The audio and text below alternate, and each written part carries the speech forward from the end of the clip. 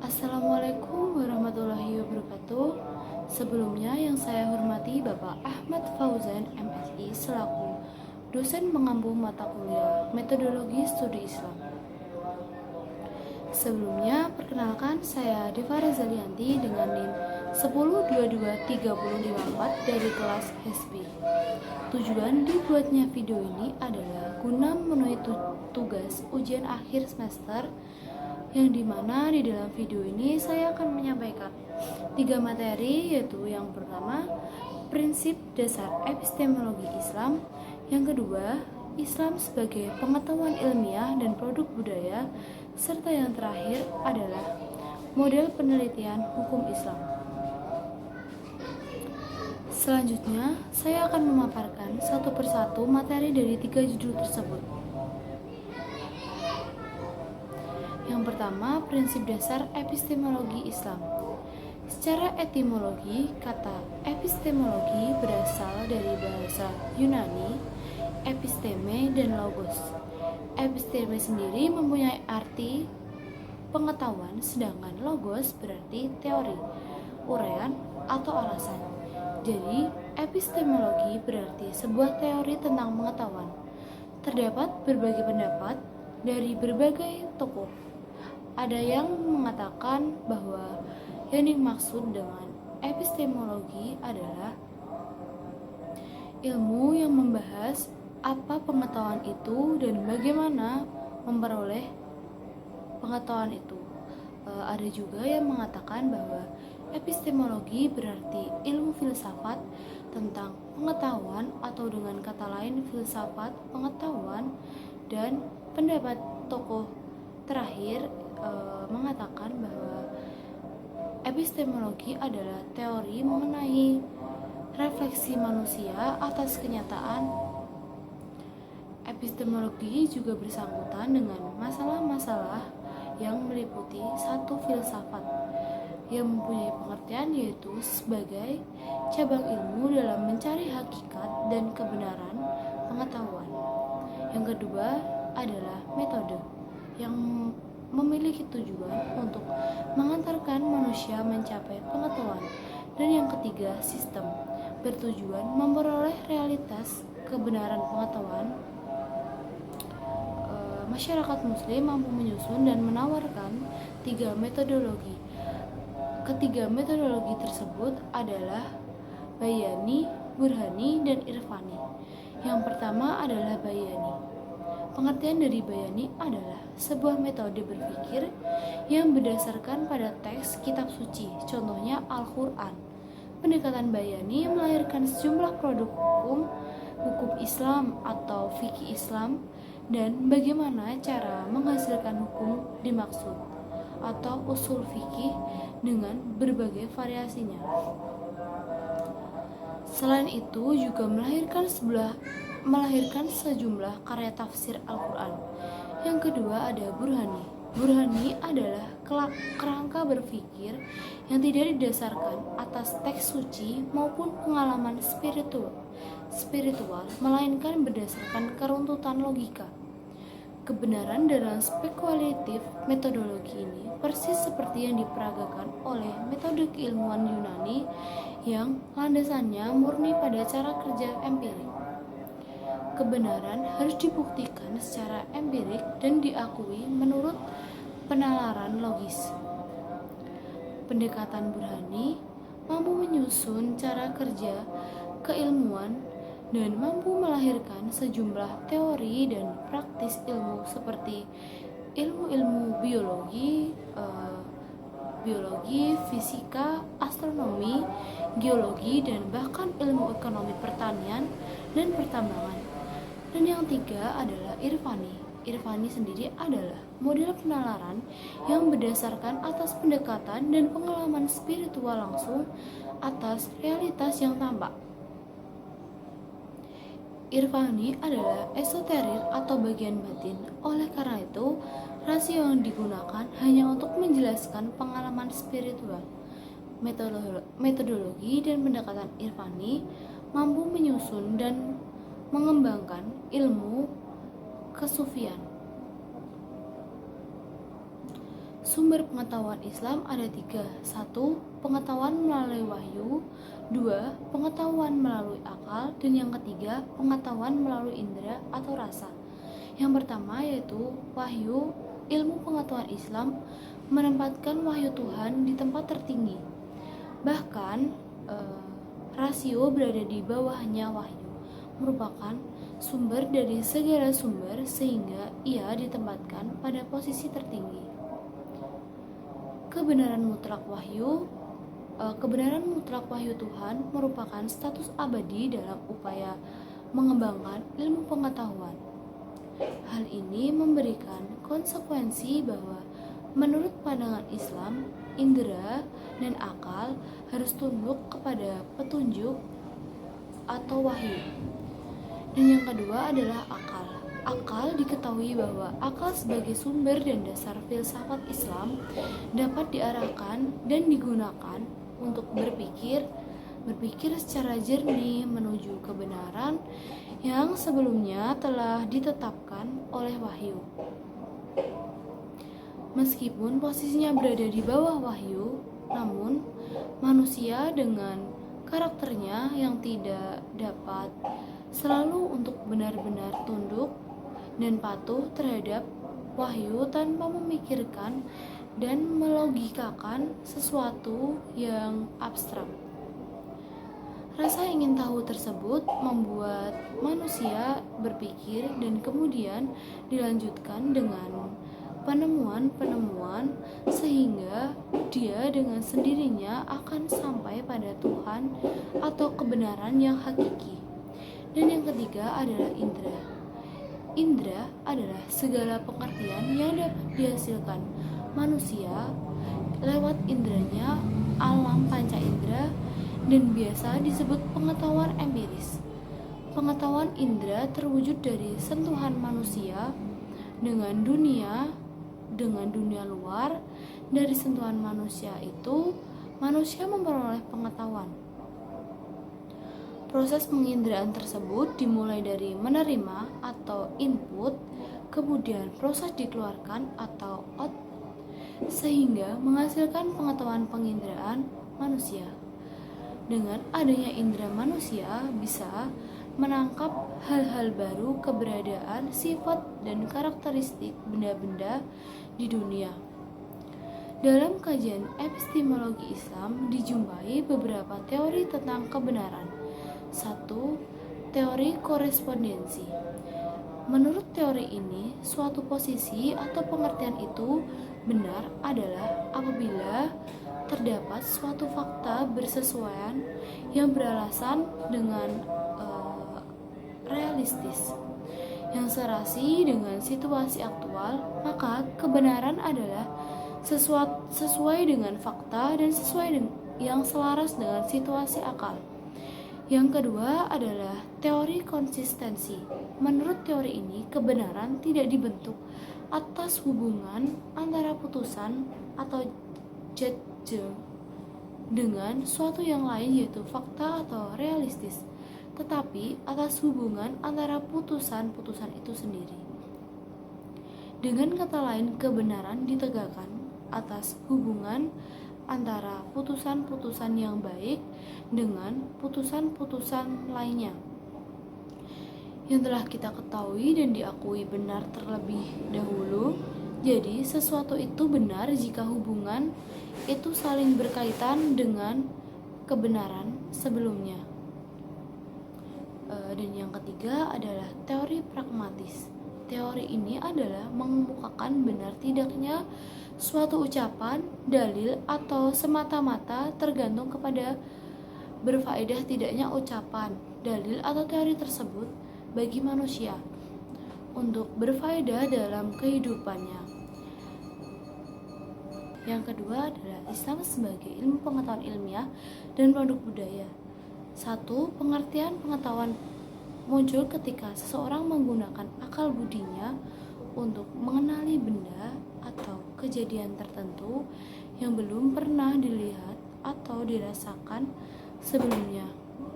Misalnya ketika seseorang mencicipi masakan yang baru dikenalkannya, ia akan mendapatkan pengetahuan tentang bentuk, rasa, dan aroma masakan tersebut.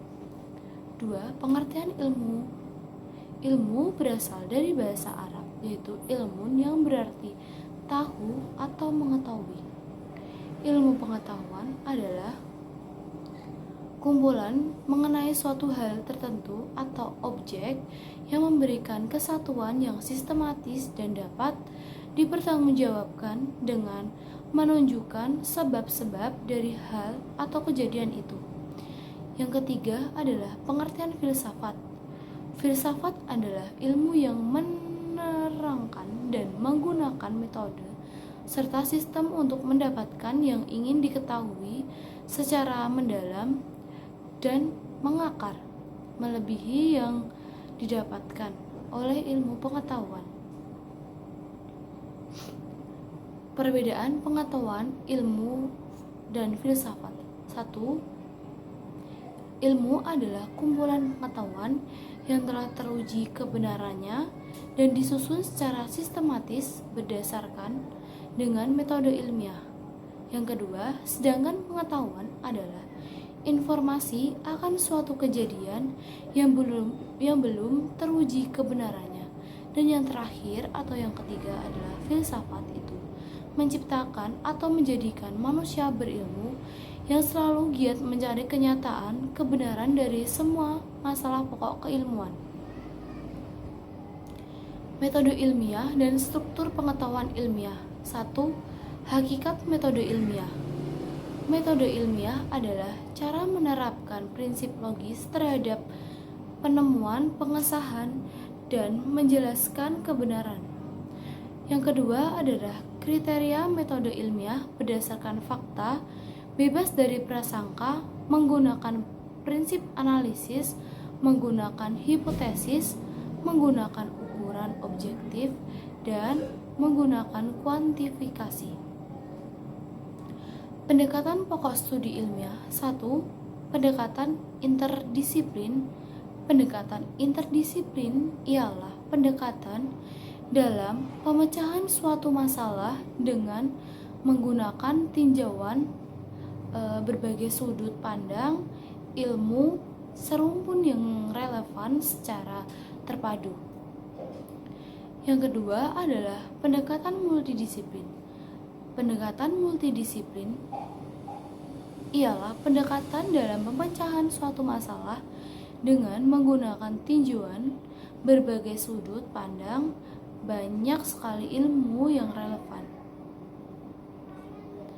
Kebudayaan budaya adalah hasil cipta karya dan karsa manusia yang diwujudkan dalam aturan atau norma yang berlaku dalam masyarakat. Adapun kebudayaan adalah serangkaian aturan, pertunjukan, resep, rencana, dan strategi yang terdiri atas serangkaian model kognitif yang dimiliki manusia dan digunakannya secara selektif dalam menghadapi lingkungan yang sebagaimana terwujud dalam tingkah laku dan tindakan-tindakannya. Kelahiran Islam dalam sentuhan budaya Arab. Pra-Islam, peradaban Arab. Pra-Islam mempercayai bahwa berhala, pohon, binatang, dan jin adalah penyerta Allah Subhanahu wa Ta'ala, dan mereka meyakini dengan beribadah pada berhala tersebut sama aja dengan beribadah kepada Allah Subhanahu wa Ta'ala. Mereka tidak mempercayai hari akhir dan kebangkitan. Kebangkitan setelah mati. Mereka beranggapan bahwa hidup itu hanya sekali, maka jangan sia-siakan. Islam antara gejala sosial dan budaya. Pendekatan kebudayaan digunakan untuk memahami agama. Ketika kita melihat dan melakukan agama sebagai kebudayaan, yang kita lihat adalah agama sebagai keyakinan yang hidup dalam masyarakat. Dengan demikian, agama menjadi corak lokal yang sesuai dengan kebudayaan dari masyarakat tersebut. Yang ketiga adalah kajian model penelitian hukum Islam. Pengertian hukum Islam atau syariah adalah sistem kaidah-kaidah yang didasarkan pada wahyu Allah Subhanahu wa taala dan sunnah Rasul. Pengertian hukum Islam yaitu hukum yang mengatur tingkah laku yang bersifat mengikat bagi semua pemeluknya. Hukum Islam dipandang sebagai ekspresi perintah Tuhan bagi umat Islam. Dalam penerapannya, pengertian hukum Islam merupakan sistem yang menjadi kewajiban semua muslim. Model-model penelitian hukum Islam yang pertama ada model Harun Nasution. Sebagai guru besar dalam bidang teologi dan filsafat Islam, Harun Nasution juga mempunyai perhatian terhadap hukum Islam.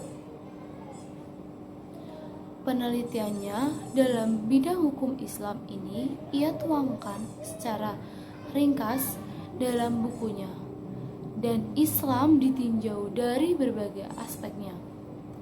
Selanjutnya, melalui pendekatan kesejarahan, Harun Nasution membagi perkembangan hukum Islam ke dalam 4 periode, yaitu periode Nabi, yang pertama periode Nabi, yang kedua periode sahabat, yang ketiga periode Isya, serta kemajuan dan serta kemunduran.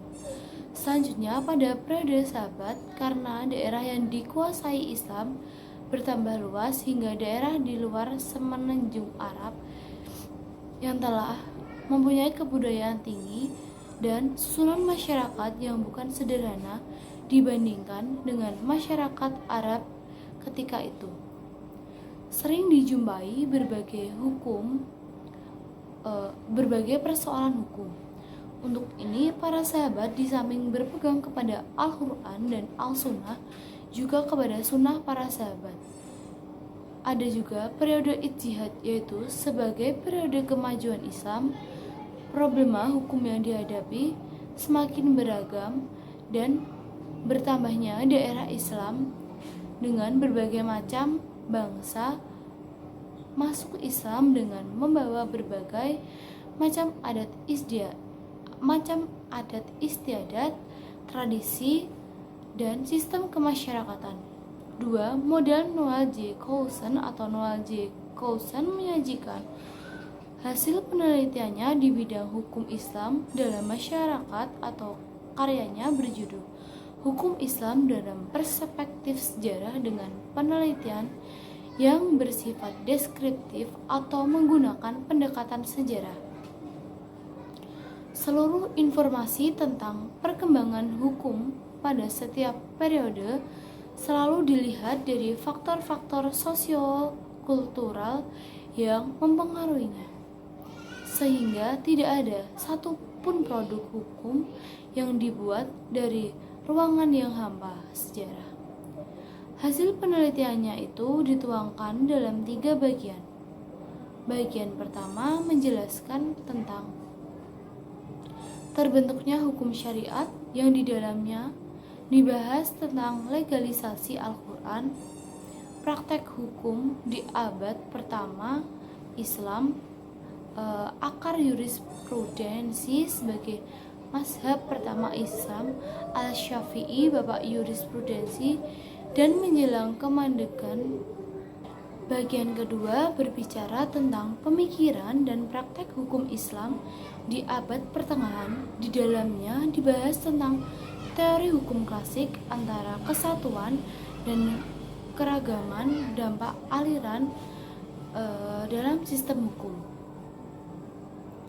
Pemerintahan Islam dan hukum syariat masyarakat Islam dan hukum syariat bagian ketiga berbicara tentang hukum Islam di masa modern yang di dalamnya dibahas tentang penyerapan hukum Eropa, hukum syariat kontemporer, taklid, dan pembaharuan hukum serta ijtihad. Dan yang ketiga adalah model Muhammad atau Muzar dalam rangka penyelesaian program dokternya di Universitas Amerika Muhammad atau Muzar disertai yang isinya berupa penelitian terhadap produk fatwa Majelis Ulama Indonesia. Pada bagian pendahuluannya, penulis disertasi tersebut menjelaskan metode penelitian yang digunakannya. Model hasil penelitian tersebut dituangkan dalam 4 bab. Bab pertama mengemukakan tentang latar belakang dan karakteristik Islam di Indonesia serta pengaruhnya terhadap corak hukum Islam.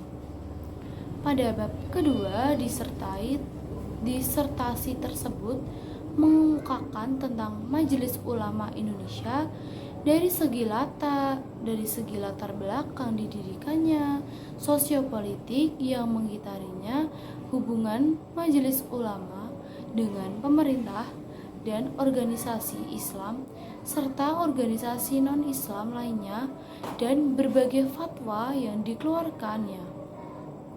Pada bab ketiga, penelitian dalam disertasi tersebut mengemukakan tentang isi produk fatwa yang dikeluarkan Majelis Ulama Indonesia serta metode yang digunakannya. Sedangkan pada bab keempat atau yang terakhir adalah berisi kesimpulan yang dihasilkan dari studi tersebut. Signifikansi penelitian hukum Islam adalah penerapan hias, pemahaman kontekstual, penafsiran tekstual, fatwa, dan ijtihad, dialog antar mazhab.